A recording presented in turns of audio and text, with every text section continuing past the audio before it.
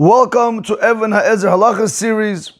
We are beginning a new Pitchei Teshuva in Ot Yutet. We are in Siman Aleph Halacha Yud. This will be part 15th of the class. Before we begin today's Pitchei Teshuva, let's just see a timeline really quick. From the first day of creation up until now, how many years have passed? In the Jewish calendar, of course. So you see over here, the calendar today, the Jewish calendar is 5786. 5,786 years have passed from day one of creation. Now, when you look from the 4,000th year until the 5,000th year, this is the 5th millennium. From the 5,000th year until the 6,000th year, that is the 6th millennium. Comes out, we are right now in the 6th millennium because we are in year 5786. Comes the Shulchan Aruch, and the Shulchan Aruch says in Siman Aleph and Halacha Yud, V'lo hichrim ela ad sof ha'elef ha'chamishi, that the Cherem of Rabbeinu Gershom was only until the end of the 5th millennium, right over here.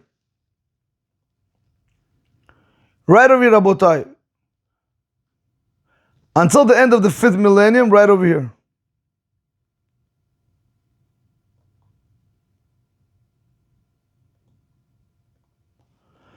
That means from year 499, transitioning into year 5000, that's where the Cherem of Rabbeinu Gershom expired. From year 5000 and on, the Cherem of Rabbeinu Gershom is no longer applicable according to the Sephardim. However, the Ramah says no. Or mikol makom, nevertheless, b'chol midinot elu, in all of these cities, hatakana v'minhag, the institution of the Cherem, and the minhag of the Cherem, b'mkomo omed, it stands in its place. Ve'ein nosein shtei nashim, you're not allowed to marry two women. So we see over here that there is a very big difference of opinion, the Shulchan Aruch against the Ramah. According to the Shulchan Aruch, the ban came to a stop at year 4999, going into year 5000. From year 5000 and on, 6 is the 6th millennium, we are allowed to marry two wives. I don't know if anybody wants two mother-in-laws, but Rabotai, you are allowed to marry two wives. However, according to the Ramah says no. Even though the Cherem of Rabbeinu Gershom was up until the end of the 5th millennium, nevertheless, the institution and the custom is that people still continue not marrying two wives. They continue with that ban of Rabbeinu Gershom. Now, Rabotai, we're going to move into the Pitchei Teshuva, what we want to see today. When the Pitchei Teshuva says Ad Sof Elef HaChamishi, that is the beginning of the words of the Pitchei Teshuva in Ot Yutet, in Siman Aleph and Halacha Yud. We need to understand, again, I did the Halacha with you right away, but whenever you're going to learn Torah like this by yourself, always remember to go back and refer to the original place where the Pitchei Teshuva is getting it from, or the Berheitav, or the other Meforshim. Always go back to its original place. So when you look over here, it says Ad Sof Elef HaChamishi. How do you look at it? How do you learn it? You go back over here. You see over here clearly the Shulchan Aruch says, V'lo hichrim ela ad sof ha'elef ha'chamishi. You see, I highlighted it in blue. This language, ad sof ha'elef ha'chamishi, this is what the Pitchei Teshuva quotes. So that's what the Pitchei Teshuva is going to go on. So when the Shulchan Aruch says over here, V'lo hichrim ela ad sof ha'elef ha'chamishi, that the Cherem of Rabbeinu Gershom only lasted until the end of the 5th millennium, and afterwards it no longer is applicable. Now we can go back and we can start understanding what the Pitchei Teshuva wants to say.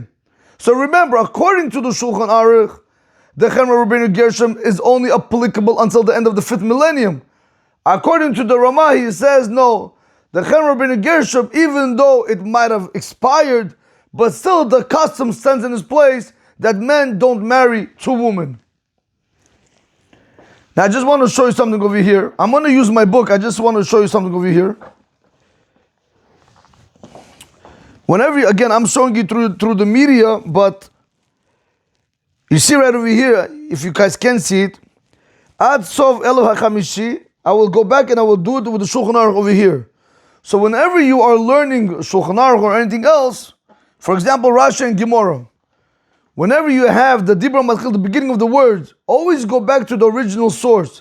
See what they're speaking about and then go back. Same thing with Mishnah Berurah, for example. Yeah, open up any page, right? You'll see over here, Rabotai. Like say the Biur Halacha, it says, even if you began before then. Right over here is a little bit easy. Let me see right over here. Where can I find? Right over here. Again, you might not be able to see it from the screen. All I'm trying to show you, that for those that want to be able to know how to learn, always remember, never ever start and then start the Pitchit Teshuva or the Beheitav or the Cham or the Bash. Never do that, Rabotai. Always go back to the Halacha. Once you know the Halacha, then continue doing the Pitchit Teshuva, then it's going to make sense.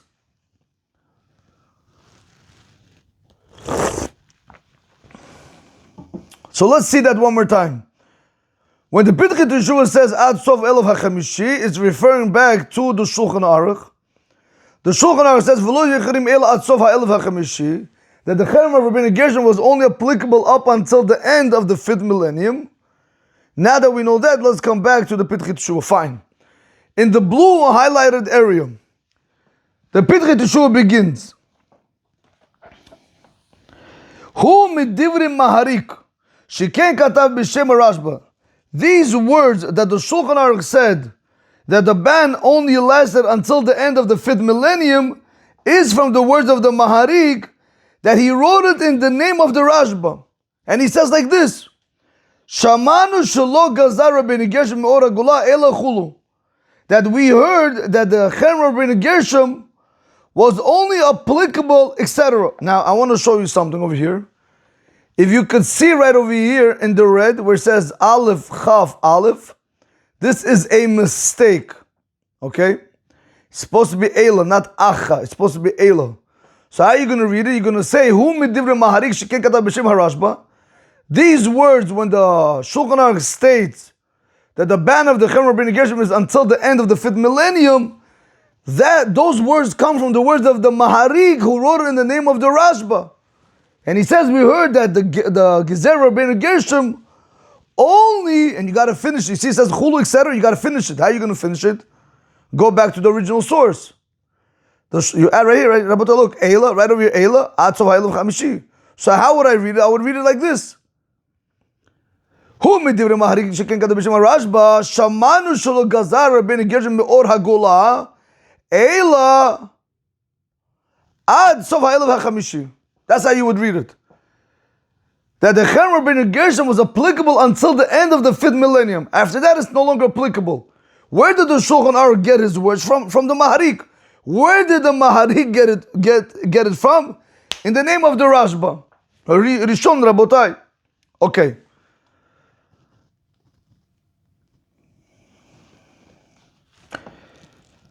Continues the Pitchit Teshuva. In the pink highlighted area. Before we begin this Pitchit Teshuva, let me try to explain it outside. The Pitchit Teshuva is going to quote the Mishkanot Yaakov. He's going to say, I don't understand. Well, actually, he's going to give a reason why it's normal, but I want to make sense out of this. The Pitchit Teshuva is going to quote the Mishkanot Yaakov, who's going to say, how is it possible that when it comes to any other decree that the Chachamim made, in order to undo that decree, you need rabbis to undo it. And over here, nobody undid it. You went ahead and you just said that Cherem Rabbeinu Gershom only lasted until the end of the 5th millennium. In general, when it comes to decrees, you can't just go and uproot it. If the Chachamim made a decree, it stays forever until a greater beddin, a greater court with more wisdom and more in numbers comes and it outdoes the other rabbis, then we can uproot it. Otherwise, you can't touch it. So the Pitchit Teshuva is going to tell us why in general you really need other rabbis to uproot it, and therefore you could never uproot anybody's decree because you don't have great rabbis like you had in the past generations. Nevertheless, he's going to explain to you why in our situation, The Shulchan Aruch was able to tell you that the ban only lasted until the end of the 5th millennium. Let's see it inside. Right, so right over here, Rabbotah, Ayin b'teshuvah Mishkanot Yaakov, okay?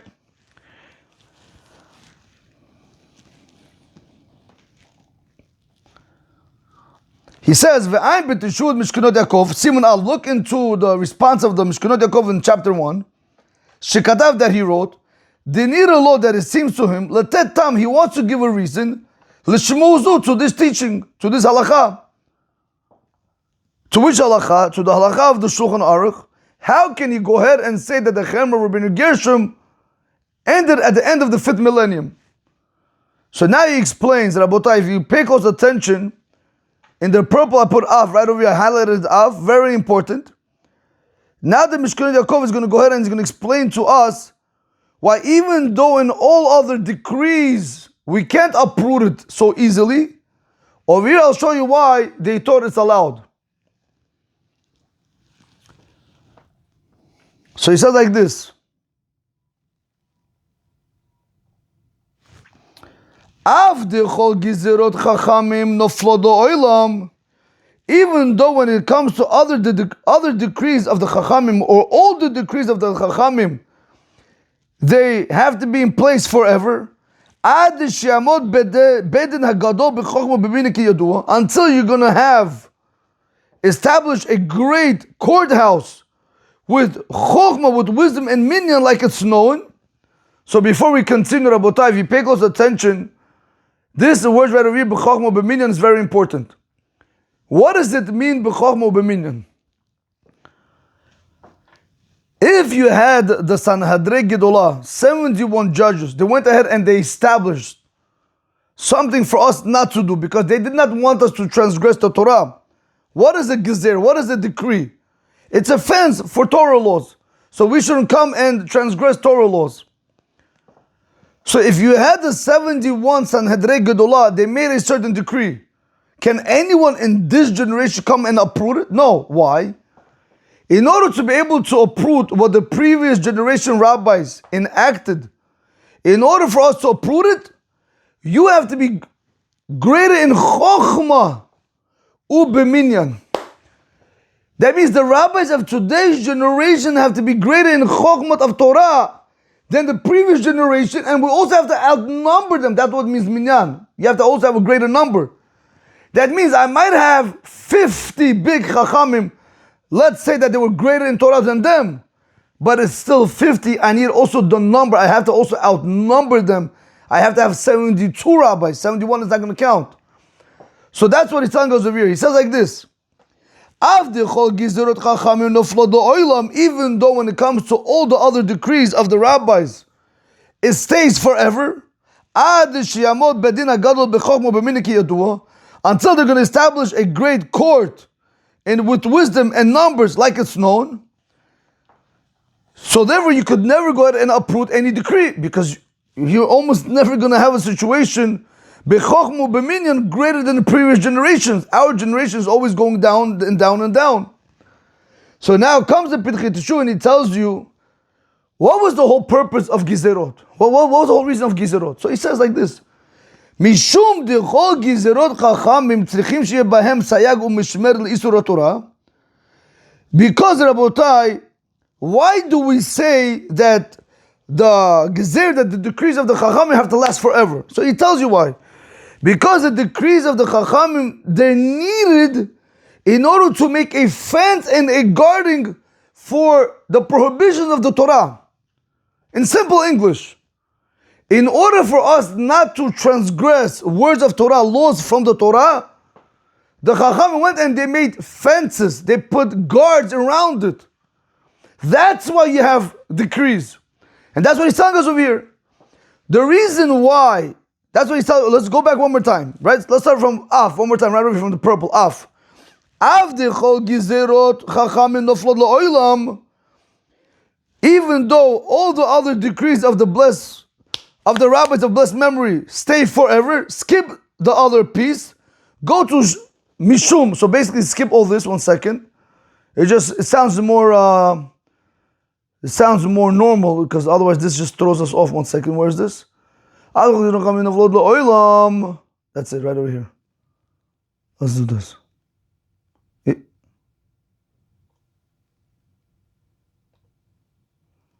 Read this, and we'll go straight to Mishum. That's it.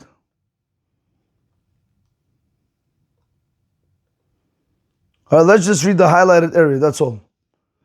So watch this, because remember, that's only explaining to you how you could uproot it, but I'm not really focused on uprooting it now because you can't uproot it now. So let's read it, just the highlighted area. Even though when it comes to all the other decrees of the rabbis of blessed memory, they last forever. Why do they last forever? Mishum, because because all the decrees of the rabbis of blessed memory, they were needed. They were needed in order to place a fence and a guard for transgression of Torah laws. In order for us not to transgress the laws of Torah, the Chachamim went and they placed fences. This is why the Chachamim made decrees. That's why it actually stays forever until you're going to have a bed in a gadol, bechokmo b'minyan, which you're not usually going to have. It's almost impossible. You can't tell me that our rabbis today are greater than the Rishonim and the Achronim in the previous generation. So that's why it's going to last forever. Why did the Chacham went ahead?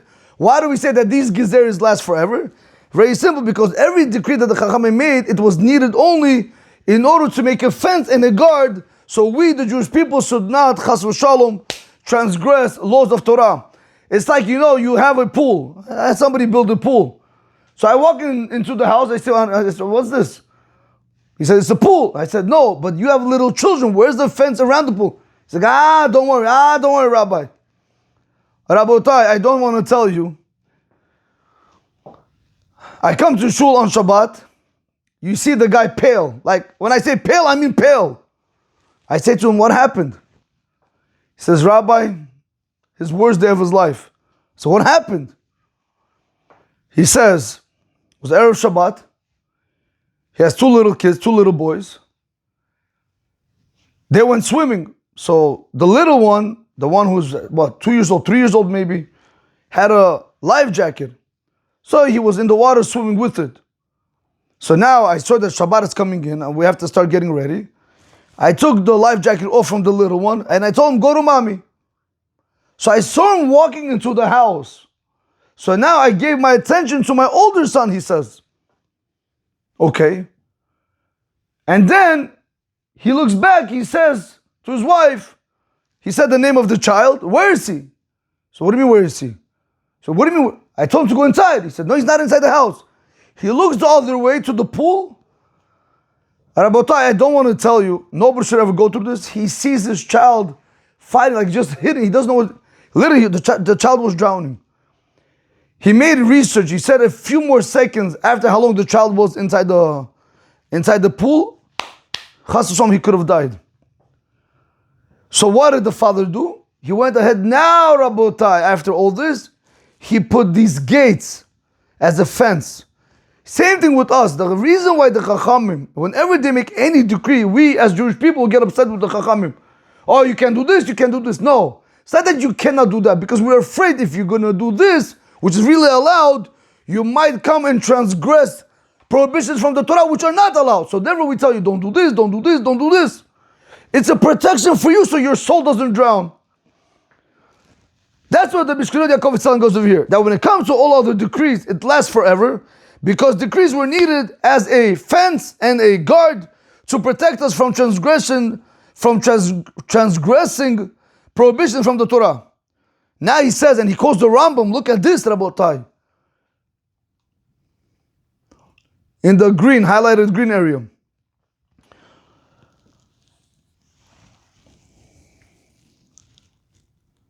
Now I gotta find it here. Okay, right here.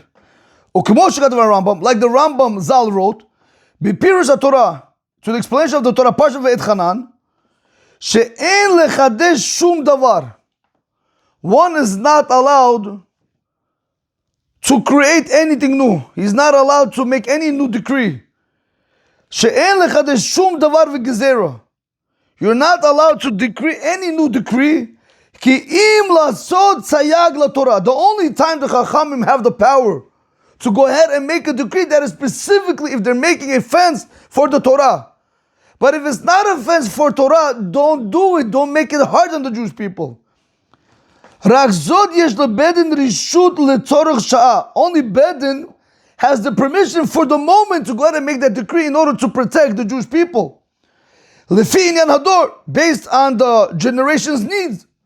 Letaken lemigdar milta, in order to fix and to fence whatever the problem is. V'davka letzorach sha'ah, specifically for the moment. V'lo lekavua halacha ledorot. Rabotai, listen to what the Rambam says. The Ramban says specifically for the moment, but not to establish it as a halacha for generations. Ve'al pizeh, and based off this, in the red Rabotai,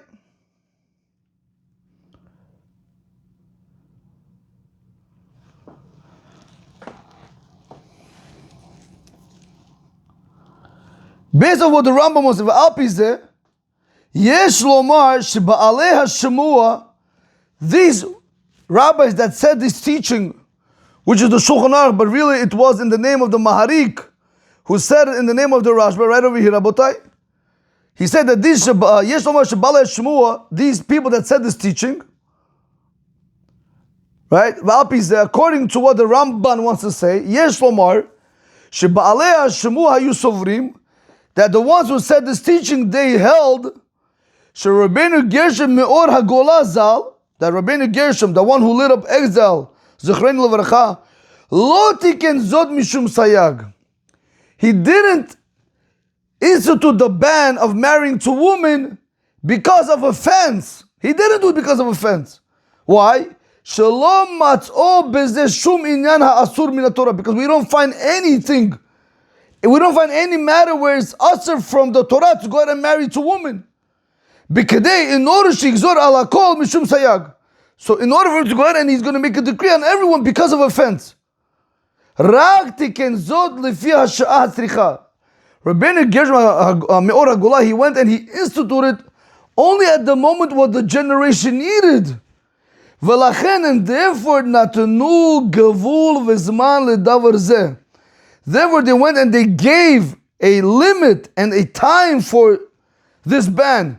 That this institution should not be for generations.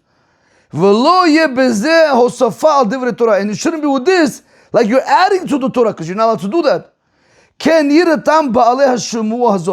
He says, it seems to me that this, the Maharik and the Rashba, the Maharik and the Rashba, he says, I understand from them the reason why they said that the Chem Rabbeinu Gershon expires at the end of the 5th millennium, because they didn't look at it that he made it as a fence for the prohibitions of the Torah, because there's no prohibition of marrying more than one wife. You're allowed to have more than one wife.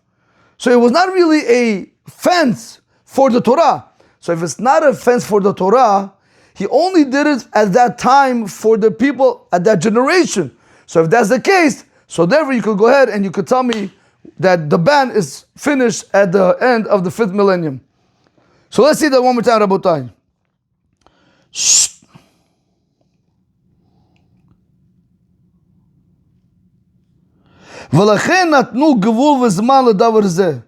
Therefore they went and they gave a limit and a time for the ban, that this institution should not be fixed for generations.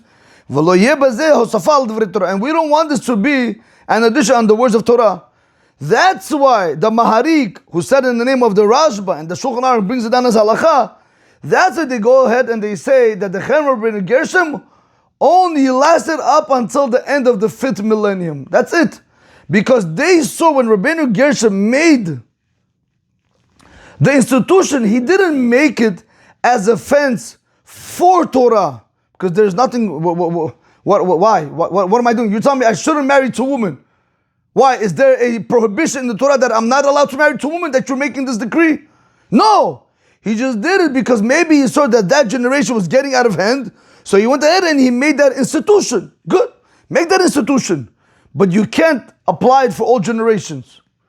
And this is what they understood from the Rambam. The Rambam says specifically, when are you allowed to make a gezer? That's only if you're making a fence for the laws of the Torah. But if it's only for the moment, for the generation, because if you see right now the generation is not behaving properly, the Chachamim could go and make a gezer, they could make a decree for that generation in order to put things back into the proper perspective. But Rabotai, in this case, what happened? What, am I not allowed to marry two women? Of course you're allowed to marry two women. So why did the Rabbeinu Gershom, maybe he saw that there was too much, I don't know, illicit relations going on, or maybe people were getting married for the wrong reasons. So he said, you know something? No more. People are not allowed to marry two women. Even though halachically, according from the Torah and everything, you're allowed to get married. He said, for now you're not allowed to get married. But it didn't come as a fence for Torah. If it didn't come as a fence for Torah, that's why we can understand why the Shulchan Aruch, that it comes from the Mahrik who quoted the Rashba. That's what they say, that the Chen Rabbeinu Gershom only lasted up until the end of the 5th millennium.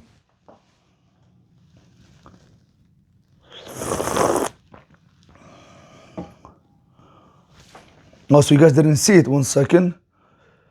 Oh, my bad. 1 second. So right here, Rabotai, look what he said right over here.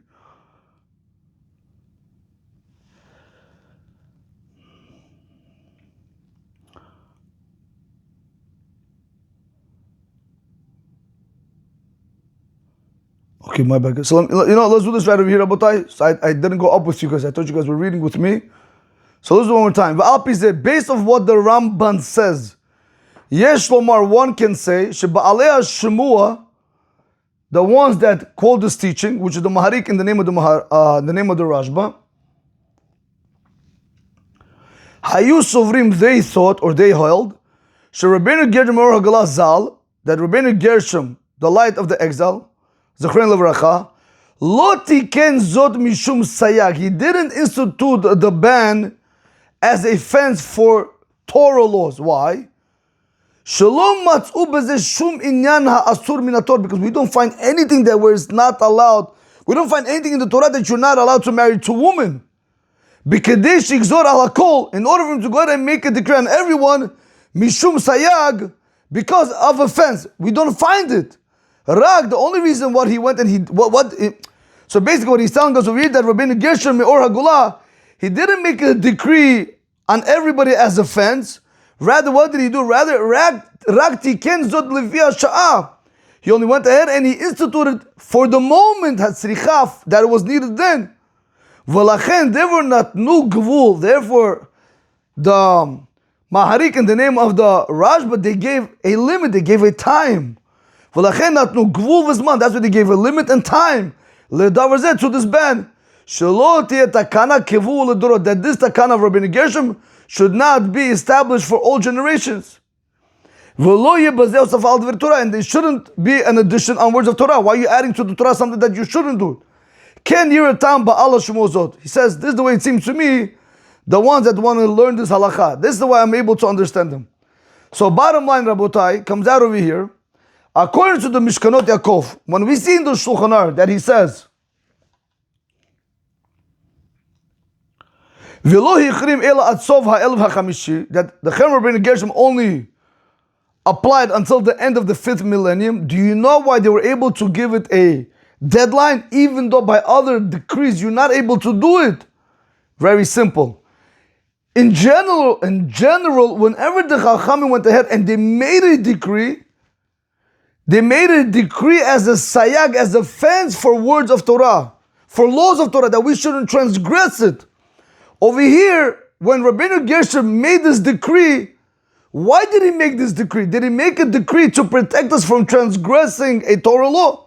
No, there's no such a Torah. There's no law in the Torah that states you can't marry more than one woman. So that couldn't be the case. So why did Rabbeinu Gershom institute the cherem? He instituted the cherem because maybe he saw at that moment the generation was acting improperly. So he wanted to restore order. So he said, nobody's allowed to marry two women. Oh, it didn't come as a fence for Torah. It came for the generation, for the moment. Go with the Ramban. The Ramban clearly states you could only make a gezerah as a sayag le Torah, as a fence for Torah. But if it's not a fence for Torah, don't establish it for all generations. That's why it comes to Shvut Yaakov and he says, I'm able to understand Maharik in the name of the Rashba and also the Shulchan Aruch, why they went ahead and they told us that the ban ends at the end of the 5th millennium. Because it was not a sayak for Torah. It was a decree because of the generation. The decree of the generation, fine, that generation is no longer in existence. If it's not, I could go ahead and give you a time limit, a dead end. That's it, finished. Until the end of the 5th millennium, that's when we'll keep the ban. After that, we don't have to keep it. Even though by all other decrees, you need a bedin hagadol, bechokma, beminyan. Over here, I don't need it, because when do I need a bedin hagadol, bechokma, beminyan? That's specifically to uproot a decree that the rabbis made to protect us from falling into chas v'shalom, coming to transgress from the Torah. But if I'm not transgressing Torah, I don't need chokhmah and minyan. I don't need nothing, Rabotai. That's what they were able to go ahead and they were able to tell you that the Chemer ben Gershom came to an end at the end of the 5th millennium. Okay.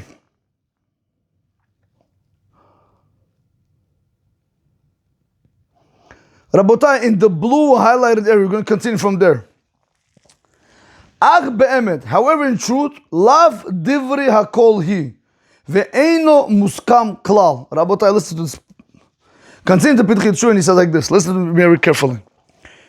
He says, in truth, however in truth, this what we just said in the name of the Shvut Yaakov, he says, lav divri hakol, it's not the words of all the Chachamim. Ve'eino muskam klal, and it's not even agreed upon. Ukvar amdu al zeh ketzad gidolim b'teshuvot Beit Yosef. Already many gidolim, they stood on this piece. They spoke about this in the response of the Beit Yosef. So you see over here clearly that you have other opinions that disagree with what we had to say.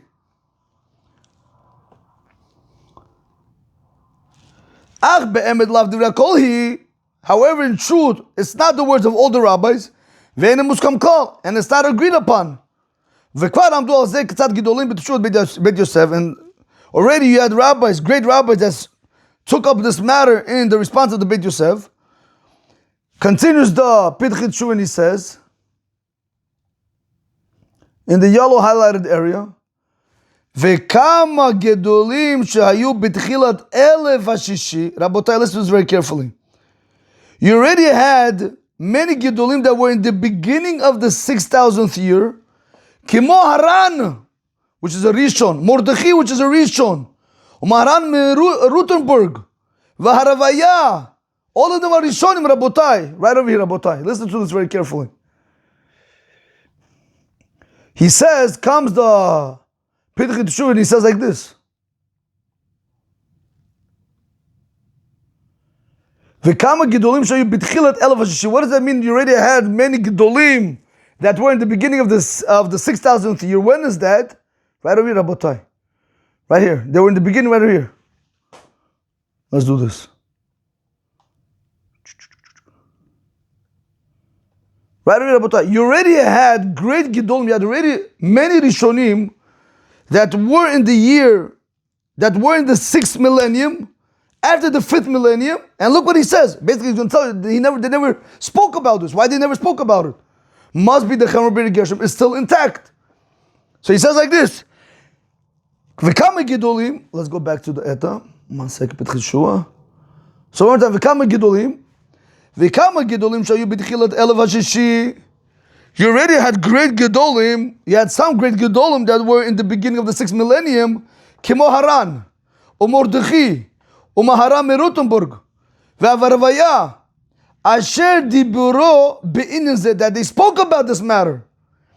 V'lo hiskiru klal hakul hazot. They never mentioned this leniency. They never spoke about that. The Chemer ben Gershom came to an end at the end of the 5th millennium. They never spoke about it. V'gam, he says, and also hama'ayem b'teshuvah the maharik, in the blue right over here. V'gam hama'ayem b'teshuvah the maharik, and one who's going to look into the response of the maharik. Shemivi sham teshuvah the Rashba, that he brought over there the response of the Rashba. Shekatav sham shaman chul etc. That's what we saw. Yireh, he'll see the ihu guvel lo berir le hachshemua. Rabotai, listen very carefully. Let me do this. Let me explain it. When we said over here, who medivre Maharik, that this whole teaching of the Shulchan Aruch is in the words of the Maharik, that he wrote in the name of the Rashba, comes to Pitchut Shuvah and he says, one second, he quoted the Rashba, but he himself, the Maharik himself, is not clear about this halacha.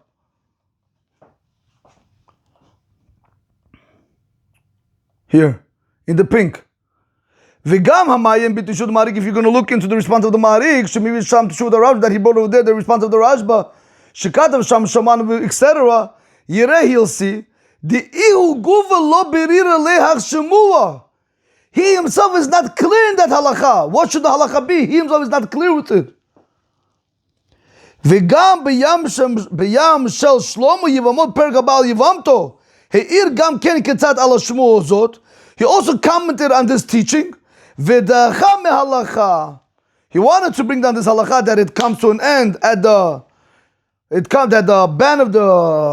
ban of Rabbeinu Gershom comes at the ban of Rabbeinu Gershom comes to an end at the end of the 5th millennium. Nevertheless, he pushed it away from halacha. So you see about a lot of great gedolim, they don't want to accept what the Shulchan Aruch is saying. It's just the opposite. And according to this, tzarich lomar, in the pink rabotai, and according to this, tzarich lomar, you need to say, Rabbeinu Gershom tiken hatakana azot l'saig li'isur Torah. Ay. Rabotai, listen how beautiful this is. If these Rishonim and Achronim, they didn't come out and they didn't go with the opinion of the Rashba, which the Shulchan Aruch quoted, that the Chen Rabbeinu Gershom ends at the end of the 5th millennium, if they didn't say it, must be, Rabotai, this that we were learning in the Teshuvot Mishkanot Yaakov. Why did the Chen Rabbeinu Gershom, why was it instituted? We said before, because it was of the generation, because Rabbeinu Gershom saw that the generation was acting improperly, so he wanted to make order. If that is the case, why didn't all of these Rishonim, Achorim, why didn't they also go with that flow? Why didn't they go with that thought? It's a beautiful understanding. Must be, if they never spoke about it, according to them, that the Chen Rabbeinu Gershom was enacted as a Sayag la Torah. It was enacted as a fence for Torah. Now you're going to ask me, Rabbi, what was the prohibition, correct? I don't know, because that's what he says over here. Look what he says, Rabotai. Right, look what he says. In the pink, right over here. According to this, you need to say, Rabbeinu Gershom tiken hatakana, he instituted this institution, hazod this, l'sayag li'isur haTorah. He made it as a fence for Torah, because, Rabotai, if it's not a fence for Torah, why are we still keeping it? If it's a fence for Torah, I could understand why we're keeping it. But then he says, Ki yesh limtzo bazeh ezeh ta'amim. He says you can find some reasons why it's forbidden from the Torah to even go ahead and marry to a woman. That's why Rabbeinu Gershom had to go ahead and institute it as a fence for Torah. He doesn't say what, Rabotai. He doesn't say what. V'im kain, we're continuing. The purple highlighted area. V'im kain. Gam ha'gezer azod hi la'olam. Ochil ala el. Achalef banai. Rabotai, look how beautiful Torah is. He says over here, if that's the case, we're going to have to say that this gezerah also is forever. Rabotai, v'im ken gam ha'gezerah azod hi la'olam. If so, we're going to say that this decree of the Chen Rabbeinu Gershom is also forever. Kemo kol gezerot hachamim ad kan lashon ayin sham. Like all the other decrees of the Chachamim up until this language, look over there, he says. Rabotai, so you see clearly, Rabotai, very big machloket. Very big machloket. Rashba was a Rishon, but you have a lot of Rishonim that don't hold like the Rashba. Initially, the Shavut Yaakov wanted to say that the reason why we are able to tell you that the Chen Rabbeinu Gershom comes to an end at the end of the 5th millennium is because when he instituted, he did it because of the generation, not as a fence for Torah laws. If that is the case, why didn't these Rishonim do so? Must be that the Chen Rabbeinu Gershom is not like the Shavut Yaakov wants to say. The Chen Rabbeinu Gershom is as a fence for Torah. We could find some prohibitions in Torah. That's why he had to make the fence. We could find it, but he doesn't say what it is. So there is, if that is the case, so too that this gezer that the Chen Rabbeinu Gershom made lasts forever, just like any other gezerah, until you're going to have a bed din hagadol b'chochma b'minyan, which you're never going to have. So therefore the Chen Rabbeinu Gershom stays in place forever.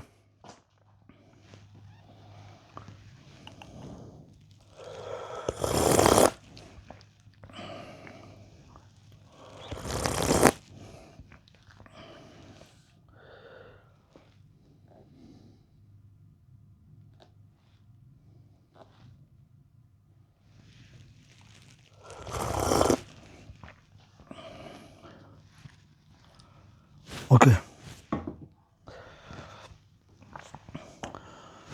Continue, Rabotai, in the orange highlighted area. I know I'm probably doing a lot with you guys in one shot, but I want to be able to, get everything in. So this way I don't have to make parts and we could be on one topic. When you learn Torah in one shot. It just makes more sense. Okay, we're almost done. Ubeteshud maharam al-shker sov siman tzadik he katav, in the orange highlighted area. Ubeteshud maharam al-shker sov siman tzadik he katav zel lashon. This is his language. Ubeinyan, so Rabotai, so number one, we have to understand, that means it's a response. That means somebody asked him a question and now he's responding back. So he says like this. Ubeinyan takana Rabbeinu Gershom, ma shekatav shelo hayta takanta ela ad elav hashishi. Right, when it comes to the matter of the institution of Rabbeinu Gershom, this that it was written that the whole takana was up until the end of the 5th millennium. Kvar yada kivot toroto. He's answering the one who asked him the question. I don't know who asked him, but somebody asked him the question in regards to the Chen Rabbeinu Gershom, in regards to this whole issue. Doesn't it really end at the end of the 5th millennium? If it ends at the 5th millennium, why are we still continuing it? It's another rabbi saying why you should continue it. So he said like this, you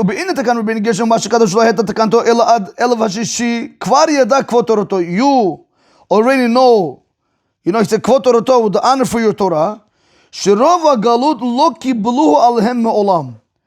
He says, majority of the people that live in exile, they did not accept the Chen Rabbeinu Gershom. They never ever accepted it.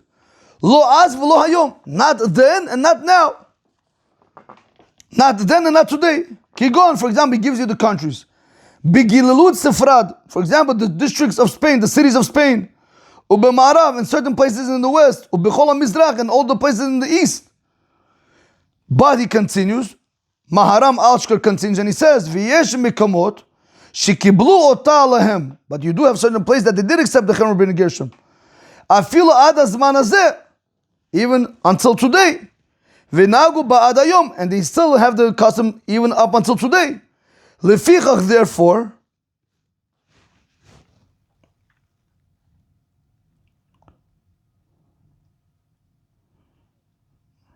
Rabotai, v'yesh mekamot shekiblu ota alehem afilu ad hazman hazeh v'nagu ba'ad hayom.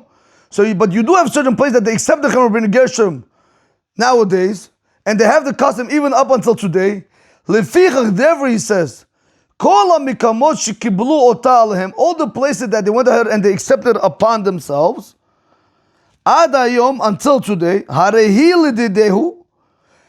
it comes out according to them, ki'ilu hitok zmana.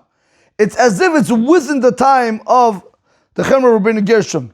L'chol inyana, in all its matters, ad kan lashon, up until here is the language of the Maharam Alshkar.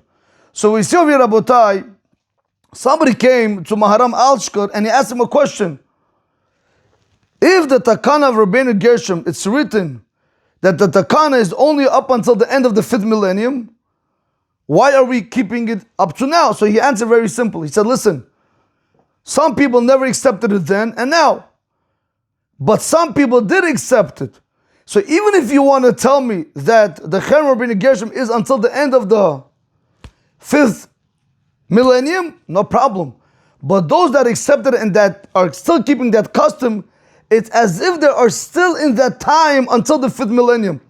So therefore they have to keep all the laws which pertain to not marrying two women.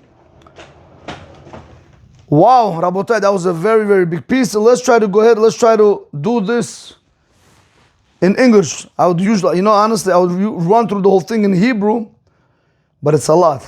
It's a lot. Let's just do the Hazaer. Let's do the review. And with that, we will conclude. Rabotai, bottom line, we saw in the beginning of the Halacha, also in the beginning of the Siman, that even the Sephardim, you could only take a woman only if your wife allows you. And plus, if you have the money to be able to support both of them. It's not so simple. And plus, you have to be in a community where they're allowed to marry more than one wife. All right, so Rabotai, bottom line, halachically speaking, does the Cherem of Rabbeinu Gershom apply on the Sephardim? It does not apply. If you're living in an area where they're able to have more than one wife, and you're able to support your wife, and your wife doesn't mind, take 2 wives, take 3 wives, take 4 wives, I don't care. Have 4 mother-in-laws. But according to the Ashkenazim, they're going to tell you, no, Rabotai. According to the Ashkenazim, there are many rules. And that's what he concluded with Rabotai. This is what the Rama Paskins. Nevertheless, in all of these cities, the institution of the Cherem and the minhag and the custom of the Cherem stands in its place. We're not allowed to marry 2 women. But we, the Sephardim, hold no. The Cherem of Rabbeinu Gershom was only until the end of the 5th millennium. Finish. We're now in the 6th millennium, so we're allowed to go ahead and we're allowed to marry more than one woman. Okay, Rabotai, Chazara. Alright, so we said Evan Hazaer part 15, Siman 1, Halacha 10. We did a brand new Petchit Shuv today in Ot Yuted, which is 19. Rabotai, it's a Hodu Ladunai Kitov Kilo Lom Chazdo. It's a very, very big Petchit Shuv to be able to do in one shot. Okay, the claim. We had a whole thing, a time limit for the Cherem Rabbeinu Gershom. The Maharik, quoting the Rashba, reports a tradition that Rabbeinu Gershom's decree was only until the end of the 5th millennium. The Mishkanot Yaakov tries to explain, normally, rabbinic decrees last forever until overturned by a larger bedin, like we explained, b'chochma u'b'minyan. But perhaps Rabbeinu Gershom's takana was not meant as a safeguard to Torah law. It was only a temporary measure for the needs of the time. Like we explained, maybe Rabbeinu Gershom saw that the people were acting out of order, so he wanted to make order. That's why he went and he enacted it. If so, it makes sense that he set a time limit. That's why the Shulchan Aruch said that the Cherem of Rabbeinu Gershom only lasted until the end of the 5th millennium.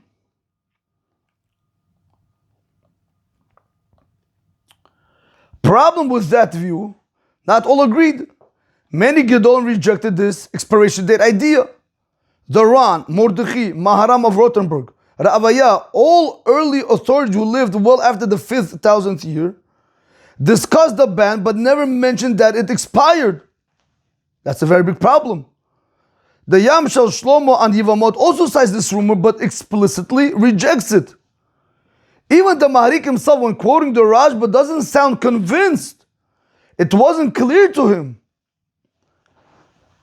The stronger approach. Therefore, others argue Rabbeinu Gershom did not intend it as a safeguard to Torah law, to protect against serious Torah violations like problems in Gittin or unfair treatment of wives.